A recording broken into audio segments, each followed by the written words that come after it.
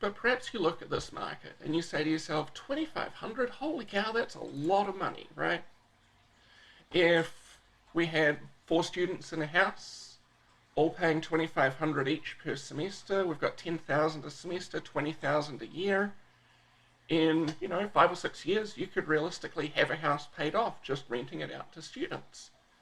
So maybe you look at this market and you say, hey, the students are getting gouged. They're getting charged way too much. So maybe you get involved in local government. You say, hey, look, let's protect the students in Ashland from these evil landlords who are charging too much. Let's set a maximum price for student housing. So you go through this local government process, and what comes out at the end is a price ceiling, a maximum price for housing in Ashland, and let's suppose you come up with a maximum price of $4,000 per student per semester. Okay, so that seems like a reasonable law to write, yeah, because we don't believe that students should be paying $4,000 or more per semester. But this law, as it's written, is not going to have any effect, right? The price doesn't want to go up to $4,000.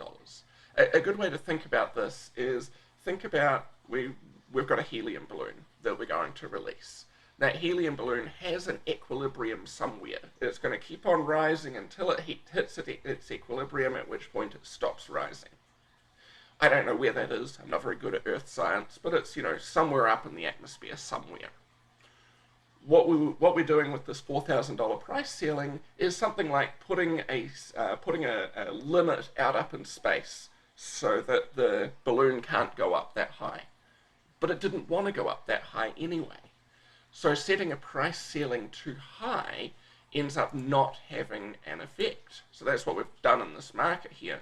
We've said, hey, let's put in a price ceiling up at 4,000, but the equilibrium's down here. And we know that if the price was up at $4,000, it would start to fall toward 2,500. So putting this price ceiling up above equilibrium is not going to have any effect.